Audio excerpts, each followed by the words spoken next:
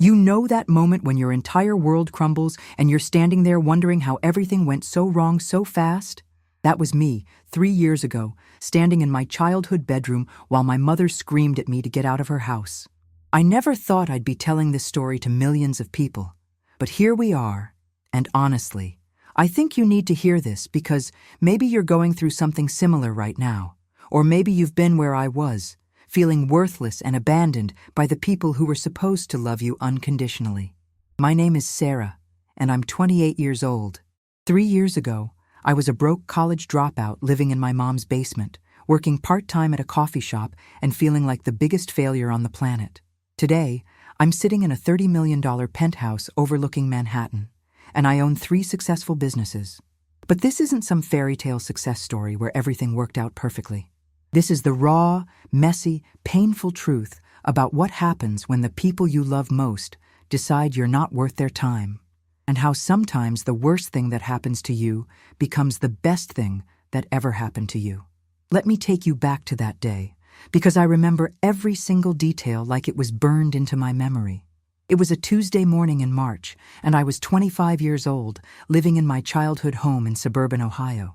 I'd dropped out of college 2 years earlier because I couldn't afford the tuition anymore, and I'd been working at this little coffee shop downtown, barely making minimum wage. I was trying to save money to go back to school, but every month something would come up, some expense that would wipe out whatever I'd managed to put away.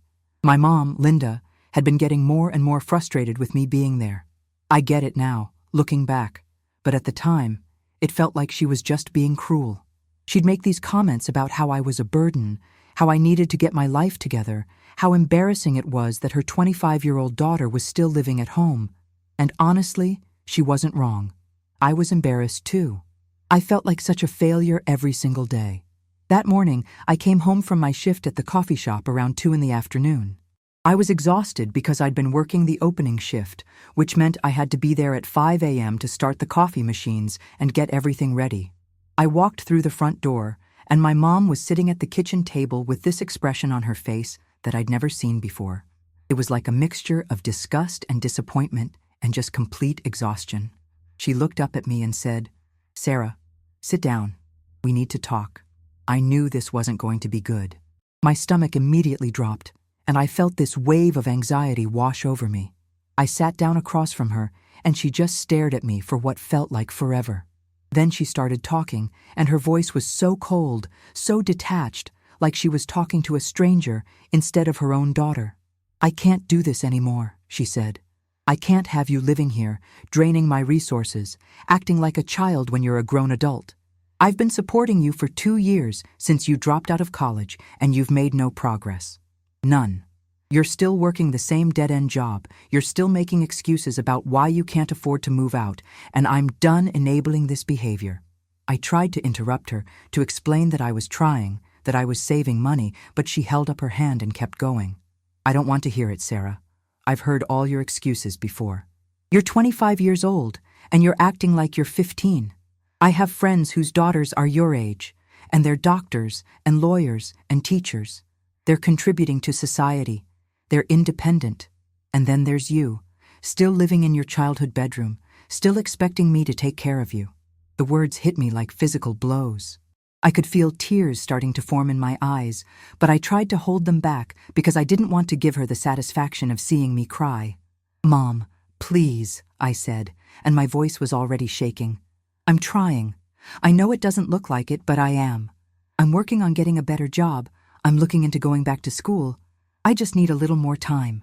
She laughed, but it wasn't a happy laugh. It was bitter and harsh, and it made me feel about 2 inches tall. "Time? You've had 2 years, Sarah. 2 years of free room and board. 2 years of me paying for your food and your phone and your car insurance. What do you have to show for it? Nothing. Absolutely nothing." That's when she stood up and walked over to the window, looking out at the backyard where I used to play as a kid. I remember thinking how strange it was that she was talking to me like this in the same kitchen where she used to make me breakfast before school, where she used to help me with my homework, where we used to laugh together about silly things. "I've made a decision," she said, still looking out the window. "I want you out of my house. I want you gone by the end of the week." I felt like I couldn't breathe. "What do you mean, gone?" She turned around and looked at me with this expression that I'll never forget. It was like she was looking at something she wanted to throw away. I mean, gone, Sarah. Out. I'm done. I'm tired of looking at you and being reminded of what a disappointment you turned out to be. I'm tired of my friends asking me how you're doing and having to make excuses for why you're still living at home. I'm tired of feeling like a failure as a mother because I raised a daughter who can't take care of herself. Those words, what a disappointment you turned out to be. They hit me harder than anything else she'd said. This was my mother, the woman who was supposed to love me unconditionally, telling me that I was a disappointment, that I was something to be ashamed of. I started crying then, and I couldn't stop. Mom, you can't be serious. This is my home. Where am I supposed to go? That's not my problem anymore, she said. You're an adult, Sarah. Figure it out. That's what adults do. I begged her to reconsider, to give me another chance, to let me prove that I could change. I promised her I'd get a better job, I'd pay rent, I'd help around the house more, but she wouldn't listen. She kept shaking her head and saying that she'd given me enough chances, that she was done. Finally, she said the words that still echo in my head sometimes when I'm trying to fall asleep at night. You have until Friday to get your things and leave my house. If you're not gone by then, I'm calling the police and having you removed. I ran upstairs to my room and cried for hours. I called my dad, who I hadn't talked to in months because my parents had gotten divorced when I was in high school and we'd kind of lost touch. He listened to me sob into the phone, and then he said something that surprised me. Sarah, honey, maybe this is exactly what you need. I couldn't believe it. Dad, she's kicking me out. She's abandoning me. No, sweetheart, she's forcing you to grow up. And maybe it's time. I hung up on him. I was so angry, so hurt, so scared. I felt like everyone in my life was giving up on me at the same time. That night I barely slept. I kept thinking about where I was going to go, what I was going to do. I had maybe $800 in my bank account, which wasn't enough for a security deposit on an apartment, let alone rent. The next morning, I called in sick to work because I couldn't stop crying. I spent the day looking at apartments online, but everything was so expensive and most places wanted first month's rent, last month's rent, and a security deposit up front. I was looking at needing at least $2,000 just to get into the cheapest studio apartment I could find. That evening, I was sitting in my room, surrounded by boxes that I'd started packing, when my phone rang. It was a number I didn't recognize, but I answered it anyway because at that point, I was desperate for any kind of distraction. Is this Sarah Martinez? The voice on the other end asked. Yes, this is Sarah. Ms. Martinez, this is James Patterson from Patterson Williams & Associates. We're a law firm here in New York City. I'm calling regarding your grandmother, Elena Martinez. My heart skipped a beat. My grandmother, Elena, was my dad's mother, and she died when I was 15. I'd loved her dearly, but I hadn't thought about her in years. What about my grandmother? I asked. Ms. Martinez, I'm calling because we've been trying to locate you for several months. Your grandmother left you something in her will, and we've finally managed to track down your current contact information. I was confused. But she died 13 years ago. Wouldn't this have been settled already? That's where it gets complicated, Mr. Patterson said. Your grandmother left you a trust fund, but with very specific conditions.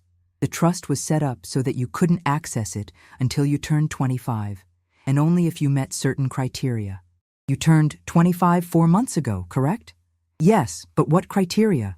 The criteria were that you had to be living independently, not in your parents' home, and you had to demonstrate that you were actively working towards supporting yourself. The trust also specified that if you met these conditions, you would inherit not just the money, but also a property portfolio that your grandmother had been building for decades.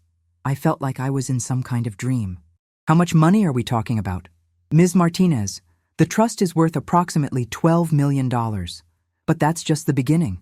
The property portfolio includes several commercial buildings, residential properties, and most significantly, a penthouse apartment in Manhattan that's currently valued at $30 million. I dropped the phone. When I picked it up again, Mr. Patterson was still talking. Ms. Martinez, are you there? I'm here, I said, but my voice sounded like it was coming from very far away. Did you say $12 million? Yes, and the property portfolio is worth significantly more than that. Your grandmother was quite shrewd with her investments. She started buying properties in Manhattan back in the 1960s when they were relatively inexpensive, and she held on to them as the city developed. The total value of everything she left you is approximately $65 million. I couldn't process what I was hearing. My grandmother had been wealthy? We'd always thought she was just getting by on Social Security and a small pension. She'd lived in this tiny apartment in Queens, and she'd always seemed so frugal, so careful with money. But there's a condition, Mr. Patterson continued. As I mentioned, you have to be living independently and demonstrating financial responsibility.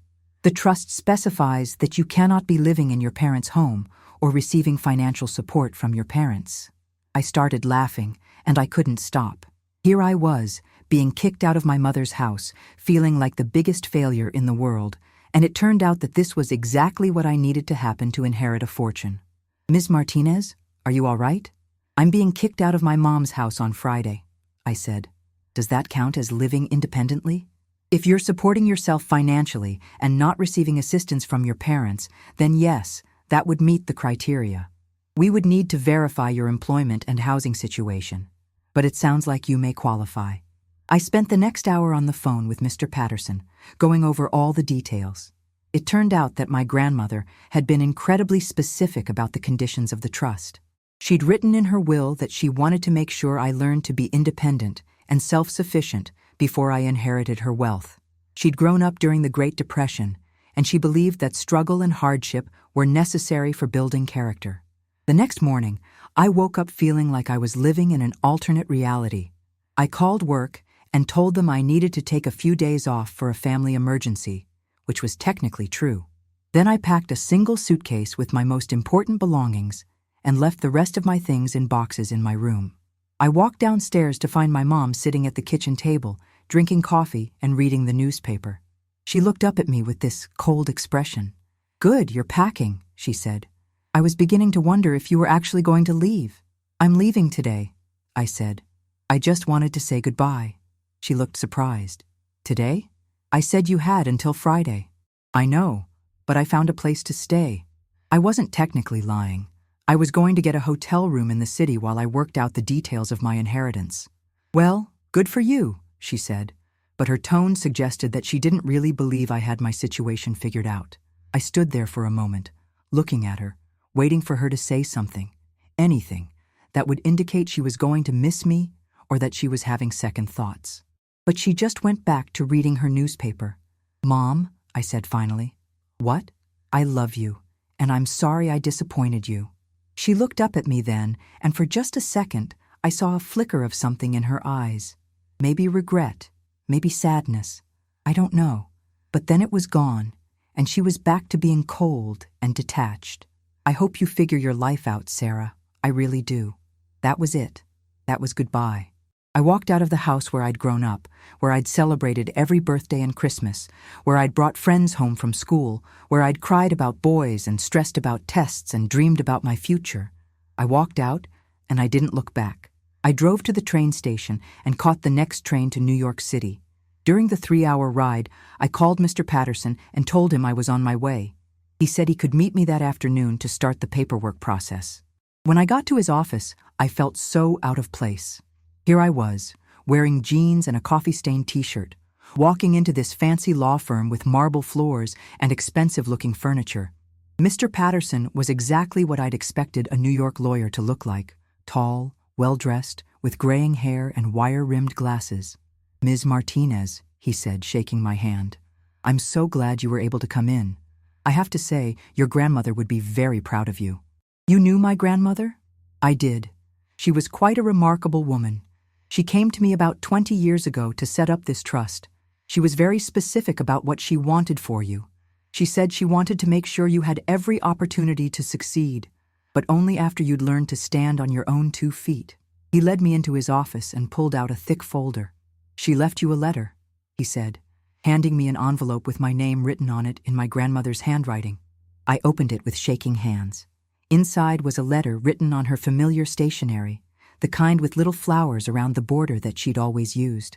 "My dearest Sarah," it began. "If you're reading this, it means you've reached your 25th birthday and you're living independently, just as I hoped you would.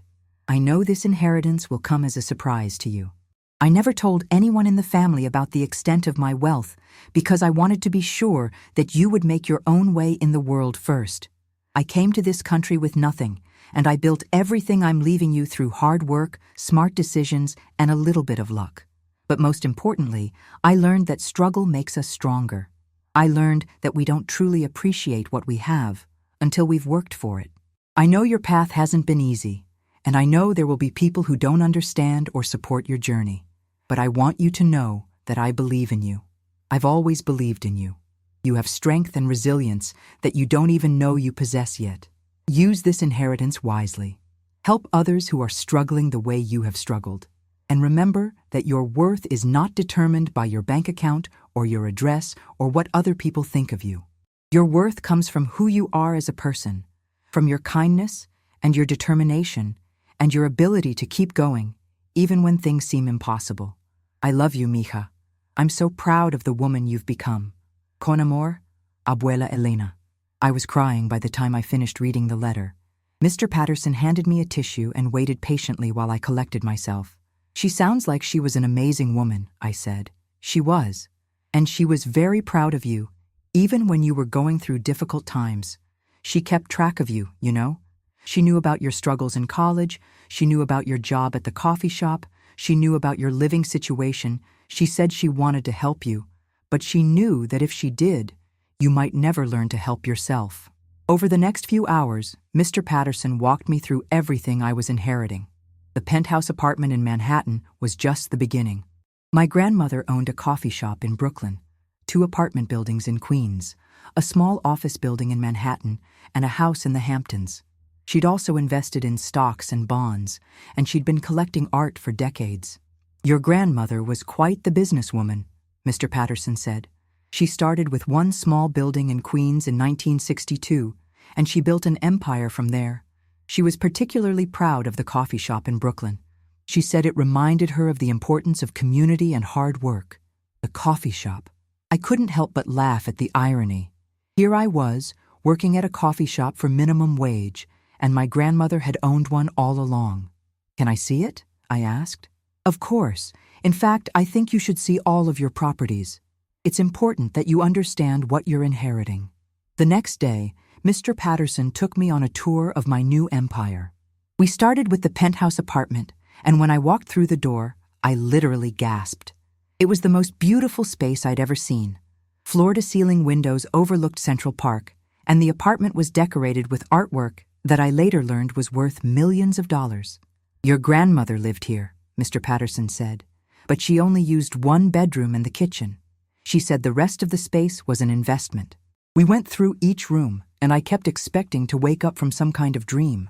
The master bedroom was bigger than my entire childhood bedroom. There were 3 guest bedrooms, a library, a formal dining room, and a living room that could easily hold 50 people. The kitchen was something out of a magazine, with marble countertops and professional-grade appliances. But the most incredible thing was the view. From the living room windows, I could see all of Central Park spread out below me. I could see people walking their dogs, kids playing on the playground, joggers running along the paths. It was like having a bird's-eye view of the entire city. "This is mine?" I asked, still not quite believing it. "It's yours," Mr. Patterson confirmed, along with everything in it. Your grandmother was very specific that you should inherit everything exactly as she left it. Next, we went to see the coffee shop in Brooklyn. It was called Elena's Coffee, and it was this cozy little place with exposed brick walls and mismatched furniture and the most incredible smell of fresh coffee and pastries. The manager, a woman named Maria, who had worked there for 15 years, was shocked to meet me. "You're Elena's granddaughter?" she said, looking me up and down. "She talked about you all the time. She was so proud of you." "She was proud of me? But I've been such a mess." Maria laughed. "That's not what she said. She said you were figuring things out, that you were learning what it meant to work hard and be independent. She said that was exactly what she wanted for you." I spent an hour talking to Maria and the other employees, learning about how my grandmother had run the business. It turned out she'd been incredibly generous with her workers, offering health insurance, paid sick leave, and profit-sharing bonuses. She'd also been active in the community, sponsoring local events and offering free coffee to anyone who couldn't afford it. She always said that business was about more than making money, Maria told me. She said it was about building community and taking care of people. By the end of the day, I was overwhelmed.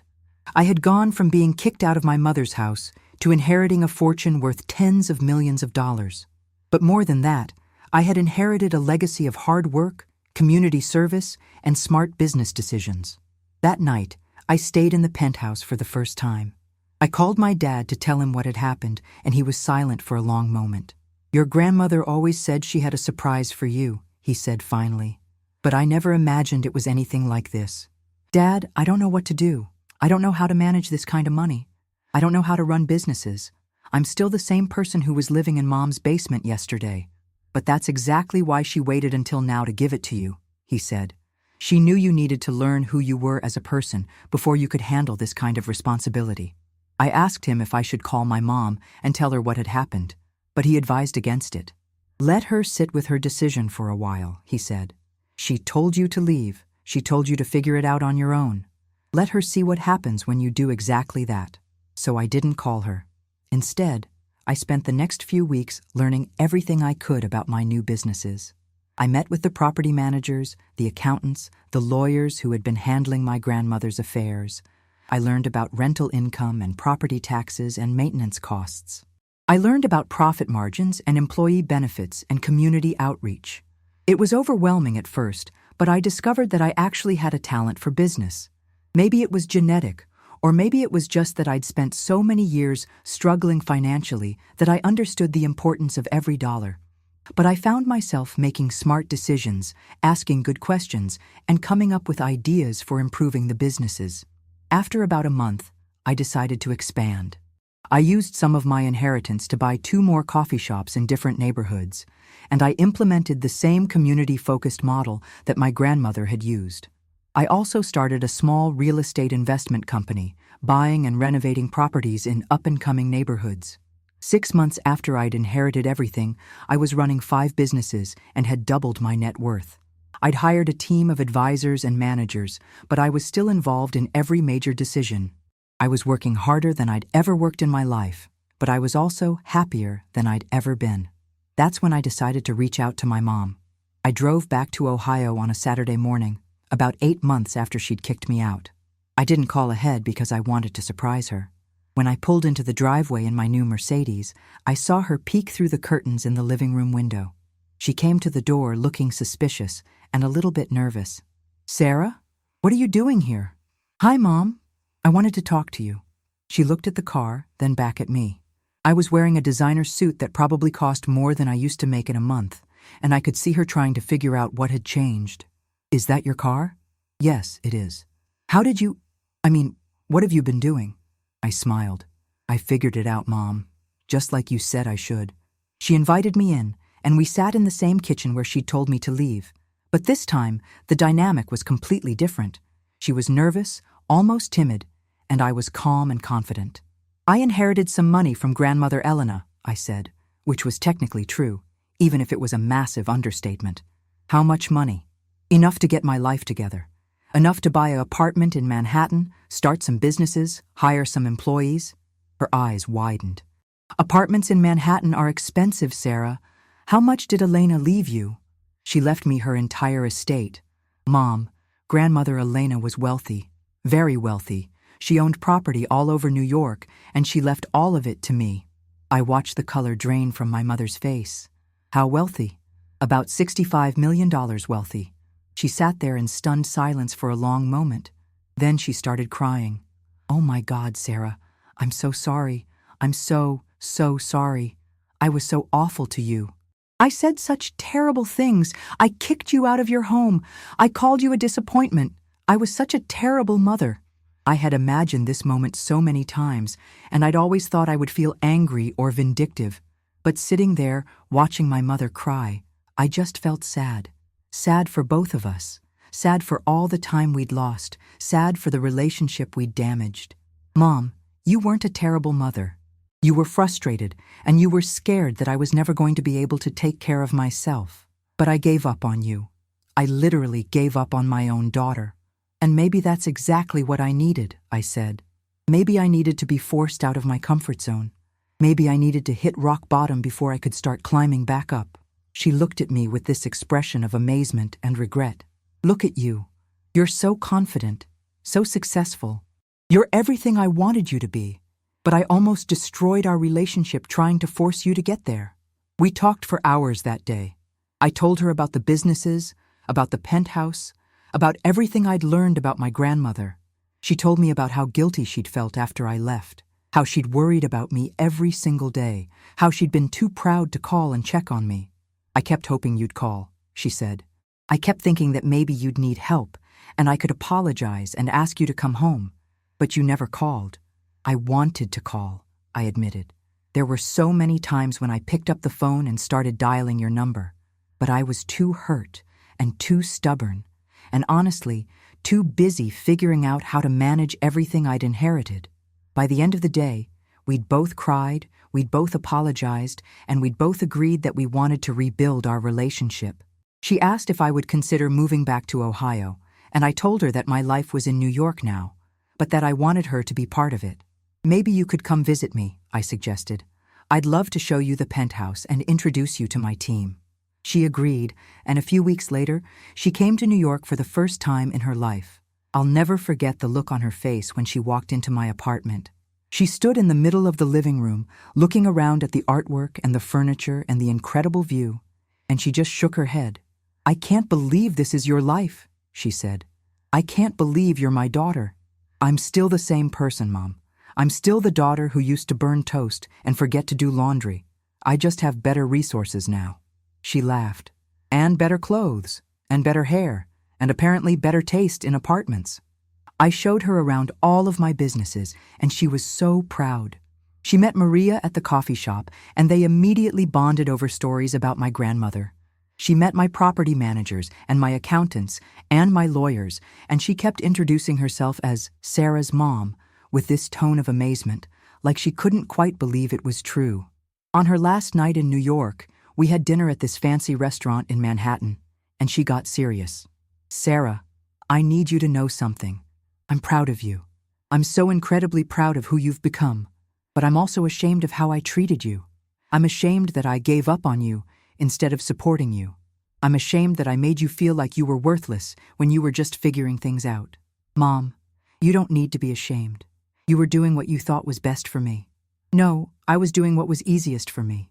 I was tired of worrying about you, tired of making excuses for you, tired of feeling like I'd failed as a mother. So I took the easy way out and blamed you for everything. She reached across the table and took my hand. I want you to know that I'm sorry, and I want you to know that I'm here for you now. Whatever you need, whenever you need it, I'm here. That was 2 years ago, and our relationship has gotten so much stronger since then. She comes to visit me every few months, and I go back to Ohio to see her sometimes too. We talk on the phone almost every day, and she's become one of my biggest supporters and advisors. But the most important thing that came out of all of this wasn't the money or the businesses, or even the relationship with my mom. It was the realization that sometimes the worst thing that happens to you is actually the best thing that could have happened to you. If my mother hadn't kicked me out of her house, I never would have met the criteria for inheriting my grandmother's estate.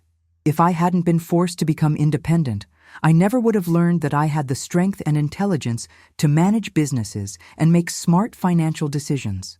If I hadn't hit rock bottom, I never would have discovered how high I could climb. I think about my grandmother Elena a lot these days. I think about how she came to this country with nothing and built an empire through hard work and determination. I think about how she could have just given me everything when I turned 18, but she was wise enough to know that I needed to earn it first. I think about how she watched me struggle and probably wanted to help me, but she knew that the struggle was necessary for me to become the person I was meant to be. Last year, I started a foundation in her name that helps young adults who are struggling financially to get back on their feet. We provide small business loans, job training, and mentorship programs. We've helped over 200 people so far, and seeing them succeed reminds me every day of why my grandmother structured her trust the way she did. I've also expanded my business portfolio significantly. I now own 12 coffee shops across 3 states, a small chain of boutique hotels, and a real estate development company. I employ over 300 people, and I try to treat them the way my grandmother treated her employees, with respect and generosity and genuine care for their well-being. The penthouse is still my home, and I still get excited every morning when I wake up and see that incredible view of Central Park. But the most valuable thing I inherited from my grandmother wasn't the money or the property. It was the understanding that true wealth comes from knowing who you are, what you're capable of, and how you can use your resources to help others. Sometimes people ask me if I'm angry with my mother for kicking me out, and the answer is no. I'm grateful. She did exactly what she needed to do to push me out of my comfort zone and force me to discover my own strength. She didn't know about the inheritance. She didn't know that her decision would lead to my success, but somehow, it all worked out exactly the way it was supposed to. And I think that's the real lesson of this story. Sometimes the people who love us most show that love by making the hard decisions, by refusing to enable our weaknesses, by forcing us to grow even when it's painful. My mother didn't kick me out because she didn't love me. She kicked me out because she loved me enough to risk our relationship in order to help me become the person I was capable of being.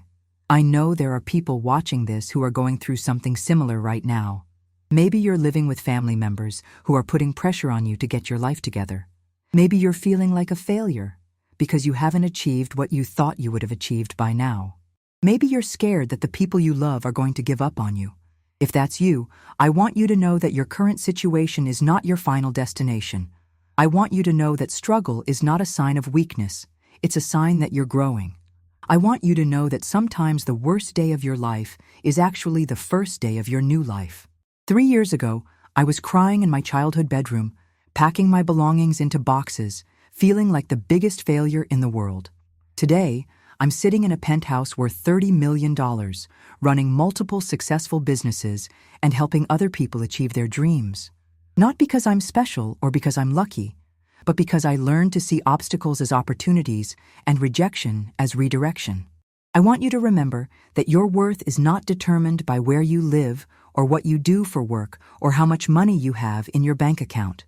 Your worth is determined by who you are as a person, by your character, by your determination to keep going even when things seem impossible. And I want you to know that sometimes the people who push you the hardest are the ones who believe in you the most. My mother didn't kick me out because she thought I was worthless. She kicked me out because she knew I was worth more than I was showing the world. If you're going through a difficult time right now, please don't give up. Please don't let anyone, including yourself, convince you that you're not capable of amazing things. You are stronger than you know, smarter than you think, and more resilient than you realize. The next time someone tells you that you're not good enough, that you're not trying hard enough, that you're a disappointment, remember my story. Remember that sometimes the people who say those things are actually giving you the push you need to discover who you really are. And remember that your grandmother Elena, wherever she is, would be proud of you for not giving up, for keep trying, for refusing to let other people's opinions determine your worth. Thank you for listening to my story. I hope it helps you remember that your story is still being written, and the best chapters might be yet to come.